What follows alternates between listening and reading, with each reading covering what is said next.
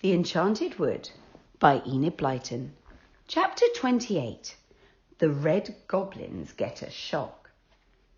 It seemed a long time before anything happened. Then Moonface pricked up his ears and listened. "Someone's coming up the slippery slip," he said. "It must be the squirrel." "I hope it isn't a goblin," said Franny, looking rather scared. But it was the red squirrel. He hopped out of the slippery slip hole and nodded at everyone. "It's all right," he said. "The elves are coming. I found Mr. Whiskers, and he's slipped out to fetch all of his family. There are 51 of them." "Well, we better let the rope down then," said Moonface, and he let it slither down the slide. Someone caught hold of it at the other end, and the rope tightened. "There's an elf there now," said Moonface, and he and Joe hauled on the rope. It was heavy. They pulled and pulled, panting hard. "This elf is rather heavy," said Joe. And no wonder, for when they at last got the rope to the top, there was not one elf but 5 hanging onto the rope. They leapt into Moonface's tiny round room and began to whisper excitedly. Moonface told them all about the goblins, and they grinned when they heard his plan. Down went the rope again, and this time 6 elves came up on it. By this time the room was very crowded, but nobody minded.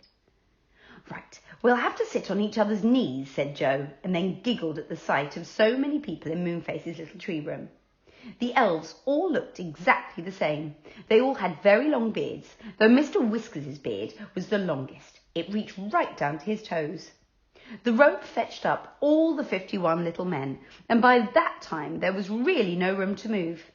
Everyone was excited, and there was such a lot of whispering that it sounded like 1,000 leaves rustling at once. "Now, let's think," said Moonface. "I'm going to bang on the inside of my door and tell the goblins I will let them know the magic spell they want, or all of them if they want more," said Moonface. "And as soon as they open the door, we must all rush out and grab hold of the goblins, of them, whatever happens. We've just got to grab them." "Wait," said Joe. I've thought of such a good idea. Let's push them into this room of Moonface's and send someone down the tree to bolt the trapdoor. When they slide down, thinking to escape, they'll all be nicely boxed up in the slide till we decide to open the trapdoor." "Oh, that is a good idea," said Mr. Whiskers. 2 elves had better go up the ladder that leads through the clouds to stop any goblins trying to escape that way. And 6 of us had better slide down to the foot of the tree to stop the escape into the wood. 6 of the elves at once took cushions and slid down the slippery slip. They shot out of the trapdoor and bolted it on the outside. They surrounded the foot of the tree, ready to prevent any naughty goblins from escaping. The rest of them waited for Moonface to speak to the goblins outside. They were all tremendously excited. Moonface banged on the inside of his door. A goblin outside shouted to him, "Stop that noise!" "Let me out!" yelled Moonface. "No," said another, "not till you tell us one of the magic spells you know." "Well, I know a spell that will turn people into kings and queens," shouted Moonface. "Tell us it then," said the goblin at once. "Well, open my door," said Moonface. There came the sound of a key turning in a padlock, and then Moonface's door was opened. At once, the whole crowd of elves poured out like a stream of water. Joe, Beth and Franny went out with them, and when the goblins saw the crowd, they gave a yell and leapt down the tree to warn their friends. 2 elves leapt up the ladder and sat there to prevent any goblins escaping to the land above. Joe, Beth and Franny and Moonface climbed quickly down the tree to let out all the people locked in their homes. Oh, how glad everyone was. Dame Washalot was very angry at being locked in. "Oh, I'll teach those goblins to lock me in," she shouted. And the old dame picked up her washtub and began to throw water all over the goblins, climbing about the tree. Oh, what a shock for them. Joe couldn't help laughing. He unlocked Mr. What's-His-Name's door, and out came Mr. What's-His-Name, shouting and raging, followed by the saucepan man. What's-His-Name chased hard after the terrified goblins. The saucepan man acted in a very surprising manner. He took off one saucepan after another, one kettle after another, and threw threw them after the escaping goblins. Crash, bang, clatter. They let out the barn owl and the 3 owls that lived together. They flew at the goblins, screeching and hooting. And the angry pixie, well, he was so angry that he flew at Joe when he let him out. And Joe only just explained in time that it was the goblins who were to blame, not him. Oh, phew, that was a narrow escape. Beth let Silky out, but Silky was frightened by all the noise and shouting. Still, she managed to catch one goblin by throwing one of her curtains over him. Silky and Beth took the goblin up the tree and pushed him into Moonface's room. When he found the slippery slip, he slid down it in delight, thinking he could escape. But alas for him, he stopped at the bolted door, and there he stayed, unable to climb up or to get out. Many other goblins were caught that way too. They tried to escape from the elves by running down the tree to the wood. But when they found 6 strong elves at the foot, they climbed up the tree again to escape into their very own land. And then, of course, they found the 2 elves on the ladder who pushed them back down again. So into Moonface's house they went, pushed in by Joe, who took, well, great delight in doing so.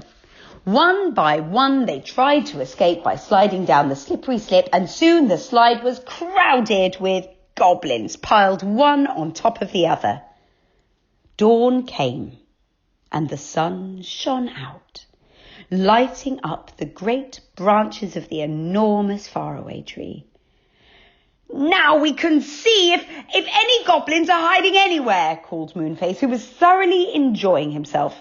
So he and the elves and what's-his-name looked into every hole and corner, behind every branch and tuft of leaves, and pulled out any goblins hidden there.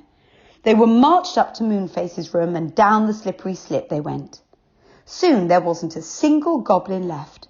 They were all piled on top of one another in the slide, most uncomfortable and upset. "There," said Moonface at last, pleased with himself and everyone else. "We've got them all safe. Ah, my word, I'm hungry. What about having a good meal?" "Look," called Silky, waving to a lower part of the tree. "The Faraway Tree is growing ripe plums just down there. Oh, what about having a feast of those?" "Oh, good," said Moonface. "Squirrel, go down to the 6 elves at the foot of the tree and tell them they can come up now. Hey, you 2 elves on the ladder, you can come down too. Silky can make us some hot chocolate to drink. Is that okay, Silky?" "Brilliant. Plums and hot chocolate. Oh, that would make a lovely meal." Just as they were sitting down to eat and drink, a strange figure came up the tree. He was thin, ragged, and knobbly, but his face beamed as if he knew everyone. "Who's that?" said Franny at once. "Don't know," said Moonface, staring wide-eyed. I seem to have seen his face before," said Beth. "Well, he's a funny-looking creature," said Joey. "He looks rather like a scarecrow to me." The ragged man came up and sat down on a branch nearby. He held out his hand for a cup of hot chocolate. "Who are you?" said Moonface. "What's your name?" asked Silky. "Play a game?" said the thin man, beaming. "Oh, yes, certainly. What game shall we play?" Well, then everyone knew who it was. It was the old saucepan man without his kettles and saucepans. He'd thrown them all after the goblins, and now he had nothing left to wear. "Saucepan? Oh, you do look different," said what's-his-name, hugging him. "I didn't know you. Come and have a plum." The saucepan man looked alarmed. "Hurt your thumb? Oh, I'm so sorry." "No, I didn't say I'd hurt my thumb," said Mr. What's-his-name, roaring with laughter and clapping Saucepan on the back. "I said, have a plum, a plum, a plum." "Oh, thank you," said Saucepan Man, and took 2 large plums in his mouth at once. "And now," said Moonface, when everyone had finished, "what about those goblins in the slippery slip?" So that is the end of that chapter. If you were sitting in that room now and you could speak to them all, what do you think you would tell them to do with those goblins? What would your plan be? Have a think and see if your plan is the same as they come up with when we listen to the next chapter tomorrow. Bye-bye.